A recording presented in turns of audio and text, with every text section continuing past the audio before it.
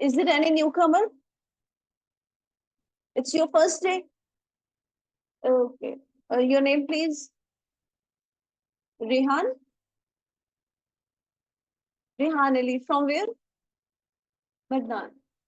Okay. Great. Have seat, Rehan. You as well? जी बेटा, आपका नाम? आफाक? कहाँ से? ओके, बुक्स ले ली आप दोनों ने?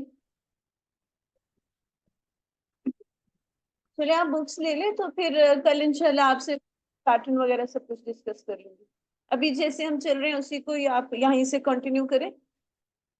कुछ ही चीजें हैं जो हमने की है, तो वो फिर मैं आपको साथ साथ में करवा दूंगी cover. Okay, don't worry about anything. Have seat please. Okay, take out your.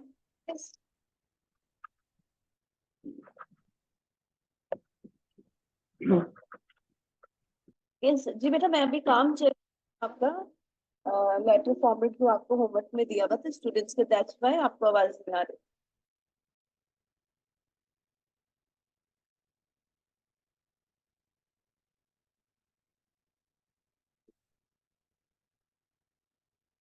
ये आपने खुद ही टाइप किया है? किसका ये? आपने ही टाइप किया है? श्योर? ये पेपर मुझे लग रहा है जैसे पिछले साल का हो, इतनी खस्ता हालत है, ऐसे क्यों?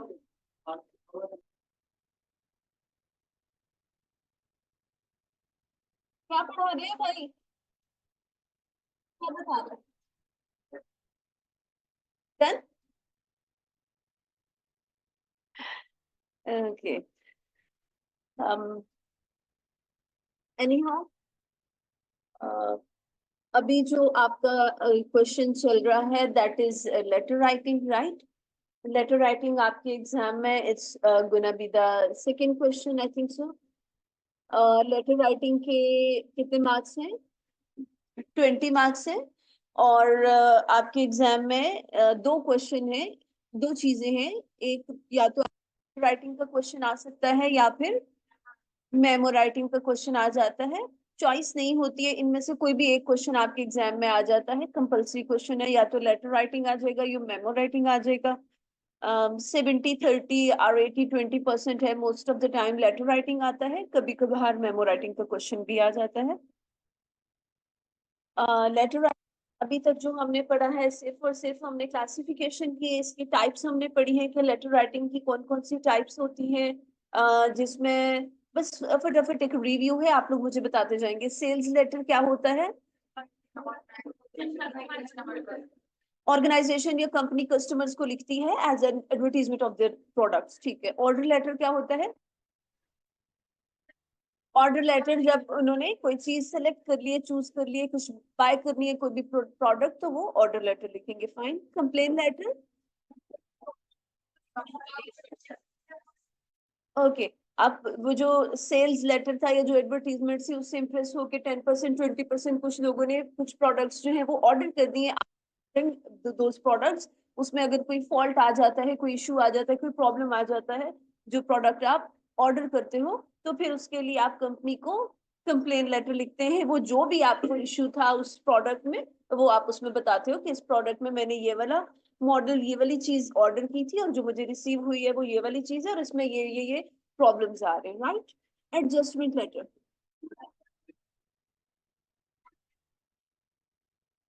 Very nice. जब कस्टमर कंप्लेन लेटर लिख देता है कंपनी को, तो फिर कंपनी क्या करती है? उसको एडजस्ट करने की कोशिश करती है। एडजस्ट मींस उसका जो भी पॉसिबल सोल्यूशन हो सकता है वो आपको उसमें बताते हैं। अगर तो उनकी रिफंड पॉलिसी है तो वो आपको बता देंगे कि ठीक है, आप प्रोडक्ट आप वापस भेज दें, आपकी जो अमाउंट है वो रिफंड हो जाएगी आपको।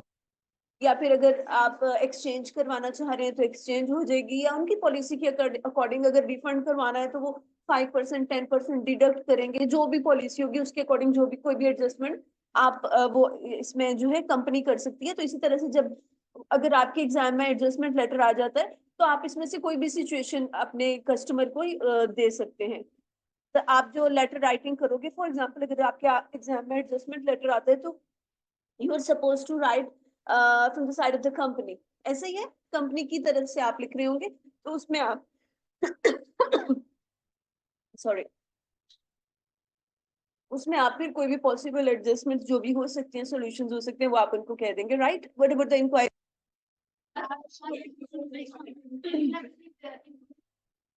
Very nice. एक तो हो गया सेल्स लेटर या एडवर्टीजमेंट्स, जिसमें company themselves they are giving information, वो आपको प्रोडक्ट्स की इंफॉर्मेशन दे रहे हैं, बता रहे हैं। और इंक्वायरी से मुराद ये होता है कि जब आप खुद किसी चीज की इंफॉर्मेशन ले रहे हैं, ठीक है, तो दैट इज कॉल्ड इंक्वायरी। आप आपसे खुद से किसी चीज की, किसी प्रोडक्ट की, किसी भी चीज की डिटेल्स या इंफॉर्मेशन लेना चाह रहे हैं या पर्सनली जाके लेते हैं, तो that is inquiry letter. For example, आपने जब सीए में इसमें एडमिशन लेना था, पीआरसी में, तो जो सेल्स लेटर है या जो एडवर्टीजमेंट है, वो आपको फेसबुक पेज पे और इंस्टा यहाँ वहाँ आपको डिटेल्स मिल गई, या आपने गूगल पे किया, सर्च किया, मिल गया। लेकिन जब जब आपने एडमिशन लेना है या आपने फर्दर डिटेल्स पूछनी है, आपने फीस स्ट्रक्चर डिस्कस करना है, आपने बाकी डिटेल्स डिस्कस करनी है, तो definitely you visit the college. Same cases here. Follow up letter, very nice. कहीं पे भी किसी भी जगह आपकी इनिशियल कम्युनिकेशन हो चुकी है, इब्तदाई जो गुफ्तगू है वो हो चुकी है, बातचीत हो चुकी है, फिर उसको मजीद इफेक्टिव बनाने के लिए या उसके बारे में मजीद अपडेट्स जानने, आप दोबारा से कम्युनिकेशन करते हैं, दोबारा से लेटर लिखते हैं, तो that is follow up letter. Next, letter of recommendation और reference letter. Most of the time जहां पर आप पहले काम कर रहे हैं से उस वो वाली कंपनी जो है, जिस कंपनी में नेक्स्ट आप जॉब करने जा रहे हैं, उनको लिखते हैं, देते हैं। रेफरेंस लेटर या लेटर ऑफ रिकमेंडेशन होता है। फॉर एग्जाम्पल आप सीएफई में जॉब कर रहे हैं और आपको अब जाना है कैप्स में, फॉर एग्जाम्पल, तो आपको जब अपनी वहां पर जॉब के लिए जाने की रिक्वायरमेंट होगी कि आप अपनी प्रीवियस वर्क प्लेस से अपना लेटर ऑफ रिकमेंडेशन या रेफरेंस लेटर लेकर आए, जो जो ये बताता है कि through out the your work period आपका जो बिहेवियर था, आपका जो उसके रिस्पॉन्सिबिलिटीज थी, वो आप प्रॉपर वे में परफॉर्म कर रहे थे या नहीं कर रहे थे। ठीक है। Next is acknowledgement means, very nice, that's it. Acknowledgement means सिर्फ ये होता है कि आपकी रिसीविंग हो गई है, आपका लेटर रिसीव हो गया, दैट इज एक्नॉलेजमेंट। उस पर कोई फर्दर एक्शन नहीं है, उस पर फर्दर कोई रिस्पॉन्स नहीं मिला, सिर्फ ये आप पता कि आपकी रिसीविंग हो गई है। अब इसके बाद का जो काम है वो उस पर होगा। तो next is cover letter.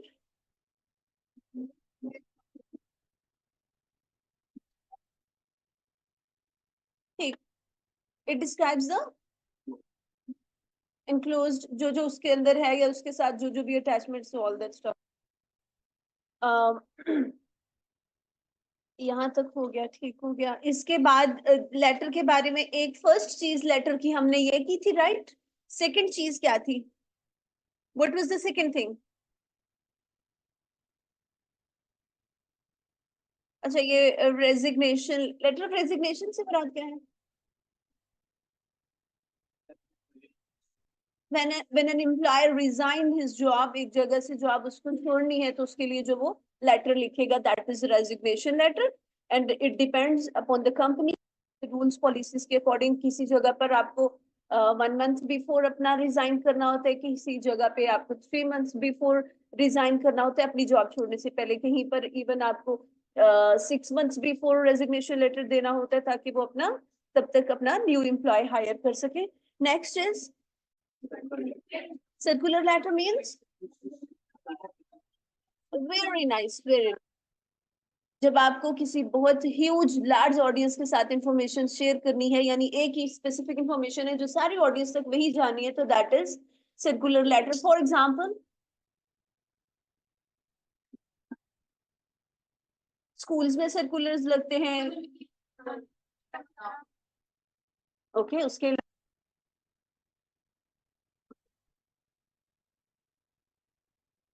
Bank में कोई न्यू पॉलिसी इंट्रोड्यूस करवाई जा रही है, तो उनके जितने भी कस्टमर, जितने भी क्लाइंट्स होंगे, सबको एक ही लेटर जाएगा, ऐसे ही है। या फिर एक और जो आपके एग्जाम में लेटर आता होता है सर्कुलर लेटर, वो उसकी स्टेटमेंट कुछ इस तरह से होती है that you suppose to write a letter, circular letter for fund raising for the education and health care of orphan children.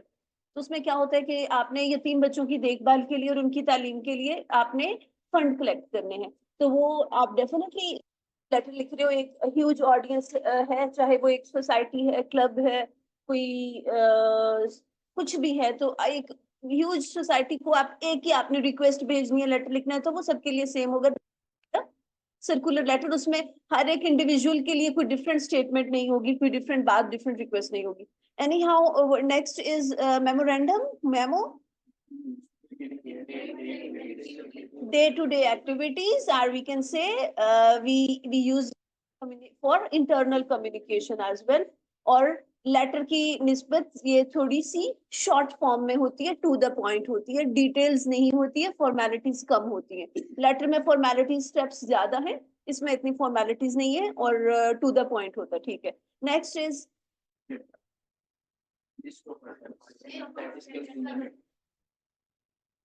जो जो चीजें मीटिंग में डिस्कस होनी है वो क्या हो गई है, एजेंडा होगी। अब इसमें लाजमी नहीं है कि आपका एजेंडा पे लेटर आ जाएगा एग्जाम में, या आपका मिनट्स पे आ जाएगा लेटर एग्जाम में, या रिपोर्ट सेपरेट क्वेश्चन, जो कि एग्जाम में मोस्ट ऑफ द टाइम नहीं आता, क्योंकि ये हमेशा बहुत डिटेल फॉर्म में होती है, मिनिमम 2-3 पेजेस पर होती है, और आपके एग्जाम का जो है वो टाइम बहुत कम होता है, इसलिए रिपोर्ट का भी क्वेश्चन एग्जाम में नहीं आता। तो लाजमी नहीं है कि इनमें से लेटर आ जाए, लेकिन चूंकि आप बिजनेस स्टडीज पढ़ने जा रहे हैं, तो आपको इन चीजों का पता होना चाहिए कि मिनट्स या मिनट्स ऑफ मीटिंग क्या है, एजेंडा क्या है, report writing. So agenda is the list of items which are going person is going to discuss in the meeting. Okay, minutes, उसी मीटिंग में जो चीजें डिस्कस हुई उसकी जो आप एक समरी कह लें या एक रिकॉर्ड कह लें, जो रिकॉर्डेड फॉर्म में चीजें होती हैं, वो क्या होते हैं, मिनट्स होता है। तो और मिनट्स में डिस्कस क्या हुआ एजेंडा में, यस प्लीज। वेरी नाइस,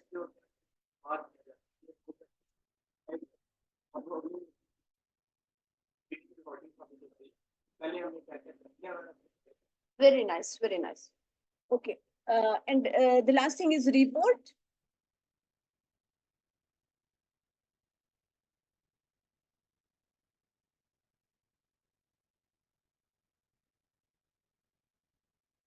अच्छा अच्छा, ये वो वाली रिपोर्ट नहीं है, इसमें आपकी इनिशियल जो भी होती है इंफॉर्मेशन होती है वो ऐड होती है।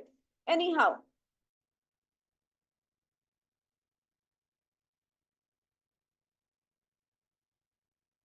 जी, लेटर में सबसे पहले आपने किया था हेडर। हेडर में हमने क्या लिखा,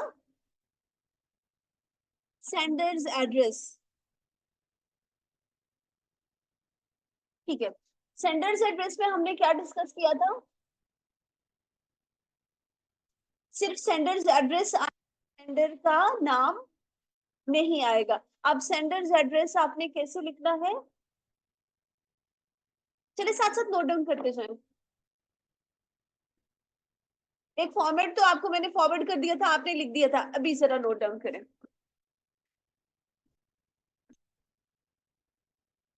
सबसे पहले हम स्टेटमेंट लेटर की क्वेश्चन लिख लेते हैं, फिर उसके अकॉर्डिंग हम फॉर्मेट बनाते हैं, और उसी के अकॉर्डिंग फिर आप लेटर लिख कर लाएंगे घर से, राइट। ओके, स्टेटमेंट लिखें।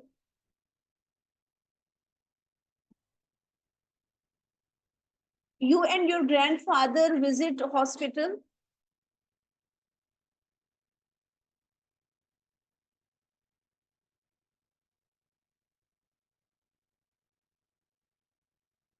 You and your grandfather visit a hospital.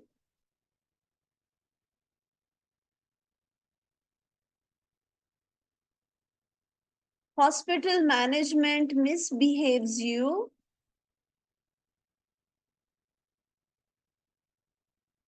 Hospital management misbehaves you. You and your grandfather visit a hospital. Hospital management misbehaves you. Full stop. write a complaint letter, write complaint letter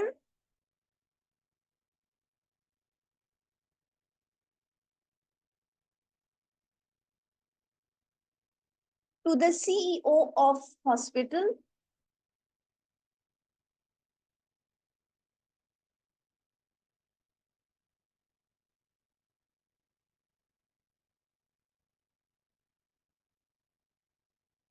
Write a complaint letter to the CEO of the hospital. That's it. अब जो आपके exam में question आता है, दो तरह से आता है क्वेश्चंस, इट डिपेंड्स। ये वाला जो लेटर है उसमें सिर्फ उन्होंने हमें सिचुएशन बता दी है, उन्होंने हमें कोई एड्रेस नहीं दिया कि सेंडर्स का एड्रेस, रिसीवर का एड्रेस क्या है या नाम क्या है, ऑल दैट स्टफ। इसके बाद जो हम लेटर करेंगे उसमें अब मैं आपको वो वाली स्टेटमेंट दूंगी जिसमें डिटेल्स गिवन होंगी। अब हमें जो मार्क्स मिलने हैं आपको एग्जाम में, वो आपको मिलने हैं फॉर्मेट के, step by step. Sender's address, date, receiver's address, name and address, subject and all that stuff. अब यहाँ नहीं है तो हम ऐसे नहीं कर सकते कि चूंकि हमें स्टेटमेंट में सेंडर रिसीवर एड्रेस गिवन नहीं है तो हम वो स्किप कर देते हैं। It's not possible. फिर इसका सोल्यूशन क्या है? अगर गिवन नहीं है तो हमें अज्यूम करना होगा, गिवन नहीं है तो हमें अज्यूम करना होगा। अब जब हम स्टेटमेंट पढ़ते हैं तो स्टेटमेंट से आपको क्या लगता है कि जो हमारा सेंडर्स एड्रेस होगा वो किसी कंपनी ऑर्गेनाइजेशन का या पर्सनल एड्रेस होगा? पर्सनल एड्रेस होगा, राइट।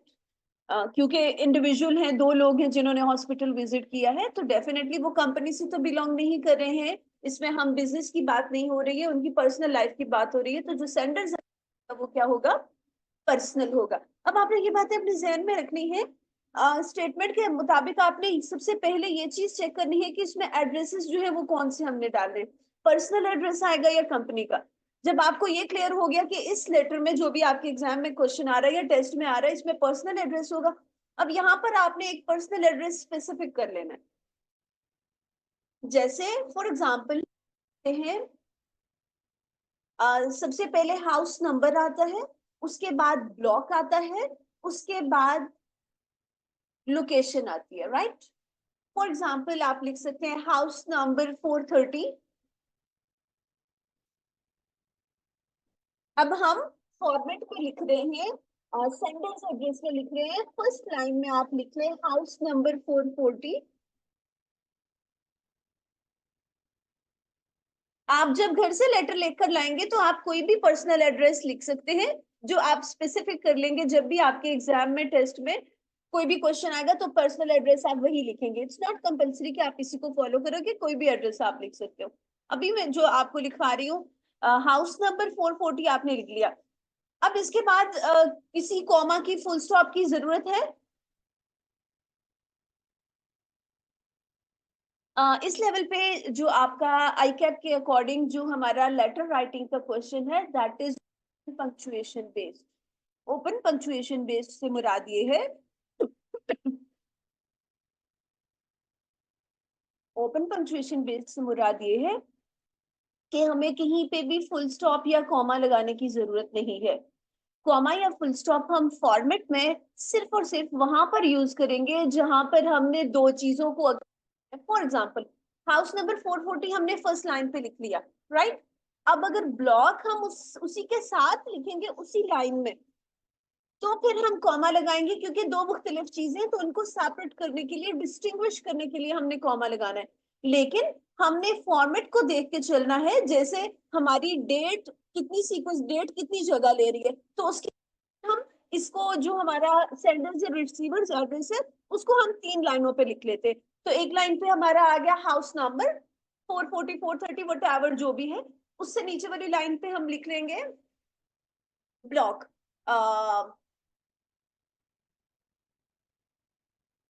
इसमें दो तरह से होता है, कुछ सोसाइटीज में जो होते हैं वो अल्फाबेटिकली आते हैं, लेटर्स की फॉर्म में आते हैं, block F, block A, block B, C वटावर। और कुछ जगहों पे ब्लॉक के नाम होते हैं ऐसे ही। तो आप कुछ भी लिख सकते हो। फॉर एग्जांपल यहाँ पर हम लिख लेते हैं ब्लॉक डी।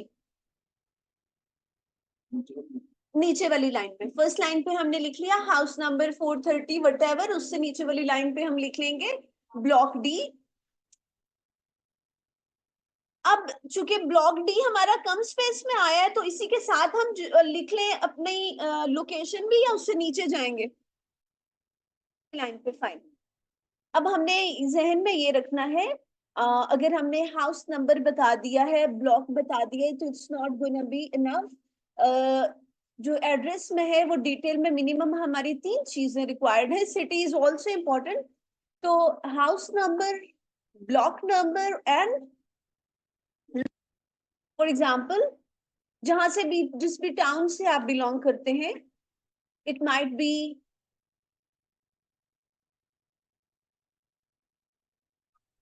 गार्डन टाउन, जोहर टाउन, कोई भी आप लिख सकते हो। तो यहाँ पर बेशक आप जोहर टाउन लिख लो, गार्डन टाउन लिख लो, कुछ भी लिख सकते हैं आप।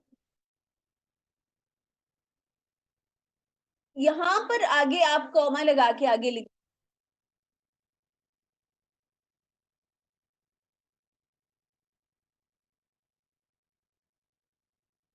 अब ये क्या हो गया हमारा, सेंडर्स एड्रेस हो। It's not full and final. अगर आप इसी फॉर्मेट में चलते हैं, एक लाइन पे हमारा आ जाता है नंबर, दूसरे पे ब्लॉक और तीसरे पे टाउन, तो दैट्स फाइन, इसी तरह से जाएगा। अगर हम एक लाइन पे 2 चीजें इकट्ठी लिख रहे हैं तो फिर हम जो है कॉमा का यूज कर लेंगे। अब आपने लाहौर लिख दिया, इसके बाद फुल स्टॉप की जरूरत नहीं है, फुल स्टॉप की जरूरत नहीं है, why, it's open punctuation based, so commas and full stops nothing is required here. जहां पर होगा वो मैं आपको बता दूंगी। अब पर्सनल एड्रेस जो भी कल आप लिख कर लाएंगे, that should be your fixed and final address. इसके बाद जो भी लेटर जाएगा पर्सनल रिक्वायर्ड होगा, पर्सनल एड्रेस आपका सेम होना चाहिए, हर दफा आप चेंज नहीं करेंगे। हाँ, अगर कोई स्टेटमेंट ऐसी आती है स्पेसिफिकली या जहां पर गिवन है तो वहां चेंज होगा। आफ्टर दैट, जी डेट, एक लाइन स्किप करेंगे, ऐसे ही है, नीचे आ जाएगी डेट। डेट की हेडिंग वगैरह कुछ नहीं देंगे, सिंपली जो यहाँ पर आपको स्क्रीन पे नजर आ रहा है, जो इन्होंने 12 सितंबर लिखा हुआ है, तो इसी तरह से हम आज की डेट क्या है, ओके, जो भी डेट होगी, जो आपकी एग्जाम डेट होगी, डेफिनेटली अपने एग्जाम में आप वही लिखोगे। फॉर एग्जाम्पल 19, फिर आगे 18, ओके, आगे जुलाई, सबसे पहले डेट आएगी, फिर मंथ आएगा और आएगा। तो डेट के बाद जो भी मंथ होगा उसका first letter should always be capital, it's July, लिखते जाए। And after that, okay, what about next, line skip कर देंगे, रेफरेंस नंबर हमें यहाँ पर रिक्वायर्ड नहीं है, okay fine. What about the third, receiver's name and address, okay. Receiver's name and address में भी एक बात हम याद रखेंगे, मोस्ट ऑफ द टाइम, ठीक है, हमने पहले रिसीवर नेम लिखना है, लाइन छोड़े बगैर उसका एड्रेस लिख देंगे, चूंकि एक ही बंदे की बारे में ये उसकी डिटेल्स हैं या इंफॉर्मेशन है। लेकिन जैसे अब यहाँ पर उन्होंने कहा है कि write a letter to the CEO of the hospital, तो फिर ऐसी जगहों पे हमें उसकी डेजिग्नेशन तो पता है, हमें उसका नाम नहीं पता। So instead of receiver's name we can write his designation. तो सबसे पहले फिर हम क्या लिखेंगे, और जब डेजिग्नेशन या किसी की पोस्ट लिखते हैं तो उससे पहले हम क्या लिखते हैं, द। कभी भी जब हम फॉर्मेट में लिखेंगे तो हम CEO of the dash hospital नहीं लिखेंगे, बल्कि सिंपली क्या लिख देंगे, द सीईओ, लिखे। जी, लाइन स्किप करेंगे, डेट के बाद एक लाइन छोड़ेंगे, उसके बाद हमने लिख लिया द सीईओ। अब चूंकि ये रिसीवर जो है हमारा, उसकी डेजिग्नेशन है और रिसीवर का ही एड्रेस है, तो फिर इसके बाद हम नहीं करेंगे द सीईओ, उसके बाद हमने क्या लिखना है, रिसीवर का एड्रेस लिखना है। तो रिसीवर का एड्रेस क्या होगा, अब यहाँ रिसीवर का एड्रेस पर्सनल नहीं आ रहा, हाउस नंबर नहीं आएगा, क्यों, क्यों हम लेटर कहाँ पर लिख रहे हैं, हॉस्पिटल को लिख रहे हैं। तो हॉस्पिटल के लिए क्या होता है, हॉस्पिटल का नाम और लोकेशन ही काफी हो रहती है, ऐसे ही है। फॉर एग्जाम्पल अगर हम गूगल मैप की बात करते हैं, वहां पर आप सर्च करते हो आपने जो भी यहाँ पर हाउस नंबर जो भी आपने लिखा है, अगर वहां पर आपने जाना है तो आप अपना सेंडर का जो हमने एड्रेस लिखा है उसमें आप सेंडर का नाम लिखोगे तो आपका एड्रेस नहीं आएगा, कंप्लीट एड्रेस जरूरत होगी, house number and all that stuff. जबकि किसी कंपनी का, हॉस्पिटल का, इनका जब आप नाम लिखोगे तो सिंपली आप लिख देते हैं, फॉर एग्जाम्पल आप डॉक्टर्स हॉस्पिटल जोहर टाउन लिख देते हैं तो आपकी लोकेशन आ जाएगी ना। तो वही बात है कि यहाँ पर फिर हमें वो नंबर की जरूरत नहीं होती है, सिर्फ हम हॉस्पिटल का नाम लिख देंगे और जिस एरिया में वो हॉस्पिटल है उस एरिया का नाम लिख देंगे। सो डॉक्टर्स हॉस्पिटल, जिना हॉस्पिटल, कुछ भी लिख, अज्यूम करना है ना। अज्यूम करने में अगर आप किसी ऐसे हॉस्पिटल का नाम भी लिख देते हैं जो एग्जिस्ट ही नहीं करता तो तब भी आपको मार्क्स मिलेंगे। दे विल नॉट चेक कि वो हॉस्पिटल एग्जिस्ट करता है या नहीं, दे विल जस्ट चेक कि आपने स्टेप्स फॉलो किए हैं या नहीं। Are you getting me? पिछड़ा कराची लिख दोगे तो ठीक है, नंबर मिल जाएंगे, उन्हें नहीं पता कराची में हो सकता कहीं पे हो। एनी हाउ, हॉस्पिटल का नाम डॉक्टर हॉस्पिटल लिख लिया, सबसे पहले द सीईओ लिखा, उससे नीचे वाली लाइन पे डॉक्टर हॉस्पिटल लिख लिया, राइट, और उससे नीचे वाली लाइन पे लोकेशन क्या लिखेंगे अब? हाँ, कोशिश करें। अब यहाँ पर आपने वो ओवर कॉन्फिडेंट नहीं होना कि लिख सकते हैं तो उनको नहीं पता चलेगा। फॉर एग्जाम्पल वहां पर आप लिख रहे हो एल ब्लॉक या डी ब्लॉक जोहर टाउन लाहौर, और यहाँ पर आप लिख रहे हैं डॉक्टर हॉस्पिटल जोहर टाउन कराची। तो that's not gonna be fair कि आप एक चेकअप के लिए वहां जा रहे हैं और फिर वापस आ रहे हैं, तो उसमें आप ऐसे एड्रेस गिवन के सिमिलर हो या साथ साथ, तो सिमिलर हो तो that's gonna be much better. So the CEO, doctor hospital, और उससे नीचे जोहर टाउन और कॉमा लाहौर। डन। अब यहां तक हमारे 3 स्टेप हो गए, sender's address, date and receiver's name and address, fine. What about the next one? Salutation. Salutation में क्या हमने पढ़ा था, क्या लिखेंगे हम? Oh, very nice. The most important thing is subject. We have to write the subject. Subject की हम हेडिंग दे लेते हैं और उसके बाद सब्जेक्ट लिख देंगे, ठीक है। अब एड्रेस के बाद अगेन हमने एक लाइन स्किप कर दी और हम सब्जेक्ट पे आ गए। सब्जेक्ट की हेडिंग देके उसके सामने ही उसी लाइन में सब्जेक्ट लिखना है। सब्जेक्ट या तो आप हेडिंग की फॉर्म में लिख सकते हैं, अगर आप सेंटेंस लिखने हैं तो एक इतना सेंटेंस आपका हो सब्जेक्ट का जो उसी लाइन पे आ जाए। एक सेंटेंस एक लाइन पे हो, उससे ज्यादा पे नहीं, एक्सटेंड नहीं होना चाहिए एक लाइन से ज्यादा आपका सब्जेक्ट। तो इस लेटर का अकॉर्डिंग टू स्टेटमेंट सब्जेक्ट क्या बनेगा? ठीक है, दोनों चीजें आप लिख सकते हो। अगर आप कंप्लेन लेटर लिखते हो दैट्स फाइन, कंप्लेन में सी कैपिटल, लेटर का एल कैपिटल होगा और फुल स्टॉप नहीं होगा। अगर इसी को आप सेंटेंस फॉर्म में लिख देते हैं, about the misbehaviour of the management, अगर आप यूं लिख देते हो तो सिर्फ अबाउट का ए कैपिटल होगा, बाकी मिसबिहेवियर ऑफ द मैनेजमेंट के बाद फुल स्टॉप आ जाएगा, राइट। तो दोनों तरह से ठीक है, जो आपको समझ आती है स्टेटमेंट के अकॉर्डिंग। स्टेटमेंट के अकॉर्डिंग आप सेंटेंस लिख सकते हैं प्रॉपर वे, दैट्स फाइन। अगर आपको लगता है कि सेंटेंस लिख हो सकती है तो सिंपली आप लिख दें कंप्लेन दैट, राइट। और सब्जेक्ट को हमेशा क्या करना है? बोल्ड करना है। बोल्ड कैसे करते हैं? मार्कर से। सिस्टम पे कैसे करोगी मार्कर से?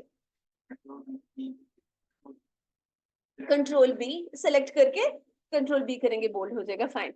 ओके जी, सब्जेक्ट हो गया। After that what about the space? Line skip होगी नहीं होगी? नया स्टेप है तो लाइन छोड़ेंगे और फिर हमारी सैल्यूटेशन। सैल्यूटेशन में क्या लिखते हैं?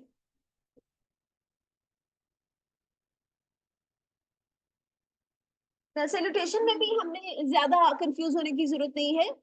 या तो हम लिखेंगे डियर सर, अभी लिखना नहीं है, या तो हम लिखेंगे सर, या तो अगर हमें पता है कि फीमेल है तो फिर डियर मैडम लिखेंगे। अगर नहीं पता कि मेल है या फीमेल है, या पता है मेल है तो डियर सर ही लिखेंगे, राइट। डियर मैडम या सर लिखने की जरूरत नहीं है, सिर्फ डियर सर लिख दें, दैट्स इनफ। डियर मैडम तब लिख लेंगे जब हमें पता हो कि जो हमारा रिसीवर है वो फीमेल है, राइट। अब सैल्यूटेशन में कभी भी डियर के साथ सैल्यूटेशन नहीं लिख सकते हैं। जैसे उन्होंने कहा write a letter to the CEO of the hospital, तो हम डियर सीईओ नहीं लिखेंगे, ठीक है, डियर इंस्पेक्टर नहीं लिखेंगे, डियर के साथ सर ही आएगा, राइट। और this is the only place जहां पर कॉमा आना है, डियर सर के बाद या डियर मैडम के बाद हमेशा हम कॉमा लगाएंगे। सैल्यूटेशन में दूसरी एक चीज क्या है, फॉर्मल लेटर में हमेशा डियर सर या डियर मैडम ही आएगा और कॉमा आएगा। अगर इनफॉर्मल लेटर है, कंफ्यूजन हो रही है, न्यू कमर्स, मुश्किल तो नहीं है ना कुछ? अभी ये बड़ी दफा चीजें रिपीट होनी है, फिंगर टिप्स पे आपकी आ जाएंगी, डोंट वरी। अगर कंफ्यूजन हो भी जाती है it's normal, no issues. Anyhow informal letter जब हम लिखते हैं, फॉर्मल लेटर क्या होता है?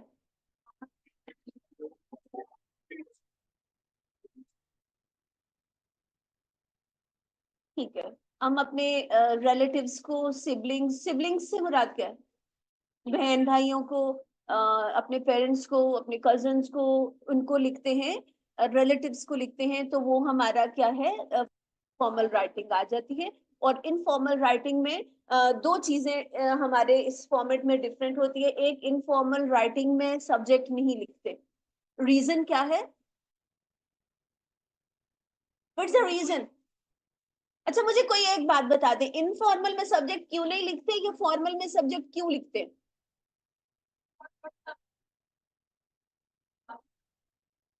Okay,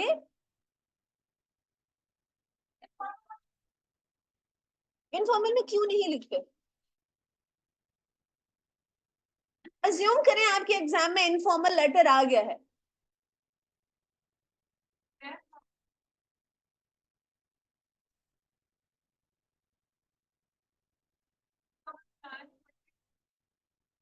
very nice, very nice, very nice,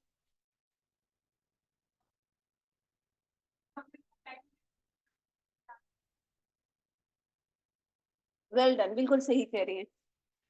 कोई हार्ड एंड हार्श, ये सिर्फ आपकी अंडरस्टैंडिंग के लिए कॉन्सेप्ट है कि जब हम फॉर्मल राइटिंग करते हैं या किसी को फॉर्मली, फॉर एग्जांपल आप एक कॉल कर रहे हैं किसी को, वर्क प्लेस से कॉल कर रहे हैं या किसी उस पर्सन को जिसके साथ आप फ्रैंक नहीं है फॉर एग्जांपल, तो जब हम उन्हें कॉल करेंगे तो we need to tell them, हम उन्हें बताते हैं या नहीं बताते कि what the purpose of calling him? Definitely सलाम दुआ के बाद सबसे पहली बात यही होती है कि ये प्रॉब्लम है, ये वजह है, ये मसला है, इसलिए मैं आपको कॉल कर रहा हूँ। कहते हैं नहीं कहते? कहते हैं कि जब अपने फ्रेंड या कजन या किसी को कॉल करते हो तो लाजमी होता है उसको बताना कि इस वजह से मैं आपको कॉल कर रहा हूँ? नहीं होता ना, तो simple is this, formal letter में सब्जेक्ट लिखेंगे नहीं लिखेंगे। अब फॉर्मल लेटर यहाँ तक हमारा हो गया, सैल्यूटेशन तक हो गया, डियर सर, इसके बाद क्या करना है? जी, मेन बॉडी हमारी आ जाती है लेटर की। लेटर के जो हमारे बॉडी पैराग्राफ्स होते हैं वो तीन पैराग्राफ्स होते हैं, डियर सर के बाद स्पेस नहीं देंगे, हम फर्स्ट पैराग्राफ स्टार्ट कर देंगे, राइट। और दूसरी बात ये है, लेफ्ट लाइन रहना है, हमने पूरे अपने लेटर राइटिंग में लेफ्ट लाइन से मुराद ये है कि ये यूं इस सीक्वेंस में हम रहेंगे, जैसे यहाँ से शुरू होकर इन्होंने ये स्पेस दी हुई है ना यहाँ पर, आप जब आप लेफ्ट राइटिंग करेंगे तो आपने लेफ्ट लाइन रहना है, यूं ही रहना है, कहीं पर भी आप स्पेस छोड़ के आगे नहीं जाएंगे। जैसे पैराग्राफ राइटिंग हम करते हैं तो मोस्टली ब्रेक छोड़ के आगे हम लिखना शुरू करते हैं, तो आपने वो नहीं करना। ओवरऑल हम लेफ्ट लाइन लेंगे, राइट। सबसे पहले फर्स्ट पैराग्राफ आ जाएगा, first paragraph is always introduction. Introduction में वही हमने अपनी जो लेटर की स्टेटमेंट है उसके वर्ड्स थोड़े बहुत चेंज करके लिख देने, सही, वो हमारा इंट्रोडक्शन हो गया। 1.5 line or 2 lines are going to be more than enough for introduction, right? Skip the line. Second thing is, next is second paragraph. Second paragraph में क्या होगा? मेन बॉडी और डिटेल्स। तो इसमें क्या होता है, यहाँ आपने कहानी बनानी है। क्या वो करना है? कहानी बनानी है। फॉर एग्जाम्पल आपने वो है, you and your grandfather hospital में, hospital management misbehaves you and you are supposed to write the complaint letter to the CEO. अब ये तो आपने सब्जेक्ट में भी बता दिया कि कंप्लेंट लेटर है, ये आपने इंट्रोडक्शन में भी बता दिया कि मैनेजमेंट ने मिसबिहेव किया, that's why you are writing a complaint letter here, right. अब क्या तीसरी दफा फिर हम उस बात को रिपीट करेंगे? नहीं, यहाँ पर आपने ये बताना है कि what was the misbehave in fact, what was the incident, what was the accident, internal story. कि मिसबिहेव किसने किया, कैसे किया, डॉक्टर ने किया, रिसेप्शनिस्ट ने किया, हॉस्पिटल मैनेजमेंट ने किया, किस तरह से हुआ, कोई भी स्टोरी आप डेवलप क्रिएट कर सकते हैं। अगर तो किसी की राइटिंग स्किल्स अच्छी है, आप अच्छे आइडियाज जनरेट कर लेते हैं, दैट्स वेल एंड गुड, आप खुद से लिख सकते हैं। अगर नहीं अच्छी है तो इनिशियली आप सर्च करोगे इसके बारे में, और उस पहले आप लोग खुद से लेटर लिखकर लेकर आएंगे, कल मैं चेक करूंगी, और उसके बाद फिर हर लेटर आपको रिटन फॉर्म में फॉरवर्ड भी कर दिया जाएगा। समझ आ गई? यही लेटर कल आपने होमवर्क में लिखकर लेकर आना है, क्लास में मैं चेक करूंगी, इसी फॉर्मेट के अकॉर्डिंग, इसी स्टेटमेंट के मुताबिक, इसी तरह से पैराग्राफिंग करेंगे, चेक करूंगी मैं, और उसके बाद फिर इसी का सोल्यूशन आपको फॉरवर्ड कर दिया जाएगा और next class. Is that clear? अब हमारे सेकंड पैराग्राफ हो गया, third paragraph time is about to over. Third paragraph में हमने क्या करना है, कॉल फॉर एक्शन होता है। कॉल फॉर एक्शन से मुराद क्या है? वही बात हमने याद दहानी करवानी होती है कि जिस चीज के लिए आपने लेटर लिखा है उसका उस बात पे स्ट्रिक्ट एक्शन लिया जाए, या जो भी आप उसको कहना चाह रहे हैं रिसीवर को, वो आप लिख देंगे। और 3 पैराग्राफ हो गए। कॉम्प्लीमेंट्री क्लोज से पहले तीसरे पैराग्राफ के एंड पे हमने एक सेंटेंस लिखना होता है, that is thanks for your time and consideration. इसी को फिक्स कर लिया, that's fine. Thanks for your time and consideration. अगर कोई और सेंटेंस भी लिखना चाह रहे हैं तो आप लिख सकते हैं, एक लाइन से ज्यादा नहीं होना चाहिए, यानी आपकी एक लाइन से एक्सटेंड नहीं होना चाहिए। After that thanks for your time and consideration. After that complimentary close आ जाता है जिसमें हम योर्स सिंसियरली, योर्स फेथफुली लिखते हैं, राइट? आफ्टर दैट उसके बाद आप नाम लिखेंगे, यहां पर आ जाएगा सेंडर का कंप्लीट नेम। यहां पर क्या आएगा? कॉम्प्लीमेंट्री क्लोज योर्स सिंसियरली के बाद लाइन में आपको फॉरवर्ड कर दूंगी, एक्सक्यूज मी, मैं भेज दूंगी आपको, don't worry, you can ask अगर आपको भूल गया। अभी मेरी बात सुनिए, यहां से क्या है, कॉम्प्लीमेंट्री क्लोज क्लोजिंग लाइन हमने लिख ली, थर्ड पैराग्राफ के बाद एक सेंटेंस लिख लिया, thanks for your time and consideration. उसके बाद स्पेस देंगे, complimentary close yours sincerely, yours sincerely, yours faithfully, yours आएगा।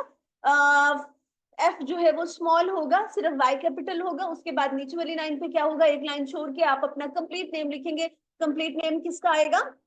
सेंडर का, जो खत भेज रहा है। Sender's complete name, complete name से मुराद होते हैं दोनों फर्स्ट एंड सेकंड नेम। और उसके बाद नीचे सिग्नेचर, सिग्नेचर चूंकि सिस्टम में सिग्नेचर नहीं करने होते तो सिंपली आपने स्पेलिंग लिखने हैं, SIGNATURE, दैट्स इट। तो इसी स्टेटमेंट में आपको ग्रुप में फॉरवर्ड कर दूंगा। कि फॉरवर्ड क्यों करनी है, आपने नोट डाउन कर लिया ना स्टेटमेंट, इसी स्टेटमेंट के अकॉर्डिंग, इसी फॉर्मेट के अकॉर्डिंग कल सब लोग लेटर लिखकर लाएंगे। Is that clear? Any question? Okay, Allah Hafiz.